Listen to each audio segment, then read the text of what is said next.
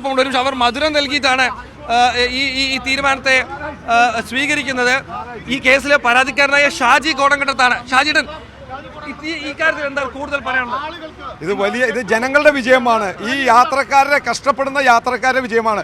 ഒരുപാട് മണിക്കൂറുകൾ എയർപോർട്ടിലും ഹോസ്പിറ്റലിലും ഇന്റർവ്യൂവിനും ഒന്നും പോകാൻ പറ്റാത്ത സാധാരണക്കാരുടെ വിജയമാണിത്. ഒരു സംശയമില്ല. കോടതി ജനങ്ങളോടൊപ്പം പ്രധാനപ്പെട്ട വിഷയങ്ങൾ എന്തായിരുന്നു? എന്റെ ആവശ്യം ഈ ടോൾ സ്ഥിരമായി നിർത്തണമെന്ന ആവശ്യം. ഇടക്കാല ഹർജിയാണ്. ഈ ഗതാഗത കുരുക്ക് മൂലം താൽക്കാലികമായി ഇത് സസ്പെൻഡ്. നിലവിൽ എന്തെല്ലാം പ്രശ്നങ്ങളാണ് ഈ സ്ട്രെച്ചിലുള്ളത്? താങ്കൾ ഈ വിഷയത്തെ കുറിച്ച് കൂടുതൽ പഠിച്ച ആളാണല്ലോ. ഇതിൽ ഈ കരാർ പ്രകാരമുള്ള പണികൾ പോലും പൂർത്തീകരിച്ചിട്ടില്ല. ഇപ്പോഴും പൂർത്തീകരിച്ചിട്ടില്ല. ഇവർ വലിയ കൊള്ളയാണ് ചെയ്യുന്നത്. 1700 കോടി രൂപയാണ് ഇവർ പിരിച്ചിട്ടുള്ളത്. ഇത് വലിയ കൊള്ളയാണത്.